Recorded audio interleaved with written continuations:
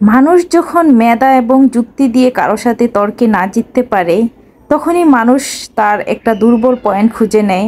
সেটা হলো তার চরিত্রের উপর কলঙ্ক দেওয়া, চরিত্রের উপর কালি দেওয়া।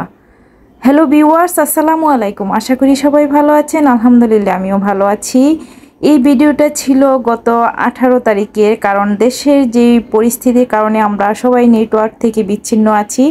সেজন্য আসলে আমি ফেসবুকে আমার ভিডিওগুলো আপলোড করতে পারছি না, তবে ইউটিউবে আমি আমার ভিডিওগুলো দিচ্ছি।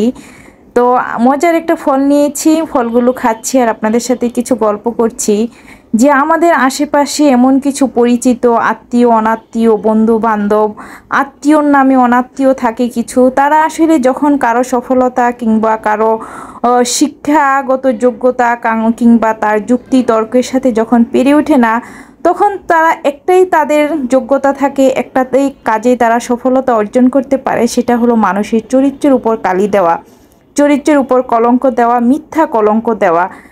জানি যে মানুষটির আত্মসম্মান কিংবা যে মানুষটির সমাজে সর্বোচ্চ স্থানে বসবাস করে, সমাজে একটা সামাজিক স্ট্যাটাস কিংবা মর্যাদা আছে, তখনই সেই মানুষটির দুর্বল পয়েন্ট খুঁজে বের করে যে তার চরিত্রের উপর কলঙ্ক দিতে পারলে তাকে হয়তো ছোট করা যাবে, তাকে অপমান করা যাবে, তাকে সমাজে মাথা নত করা যাবে। ওই মানুষটির আসলে মিথ্যা ধারণা। একটা মানুষকে কখনো মিথ্যা কলঙ্ক দিয়ে, মিথ্যা অপবাদ দিয়ে, মিথ্যা অসম্মান করে কখনো সেই মানুষটির সফলতা ঠেকিয়ে রাখতে পারে না। আমরা আসলে সব কিছুর উপরেই আল্লাহ তাআলাকে বিশ্বাস করি।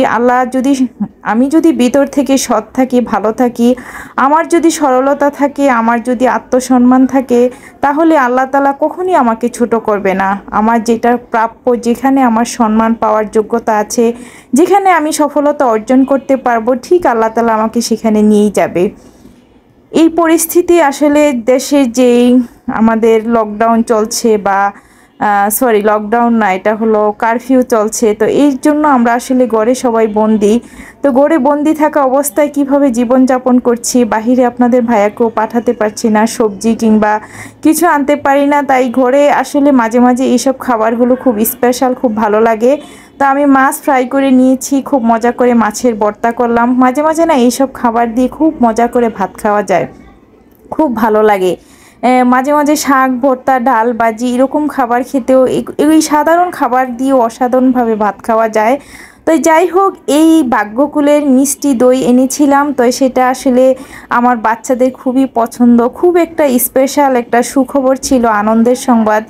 সে আনন্দের মুহূর্তগুলোকে আর স্মৃতিময় করে রাখার জন্য বাহিরে গিয়েছিলাম। সেই আনন্দের খবরটা হয়তো কোনো এক সময় আপনাদের সাথে শেয়ার করব।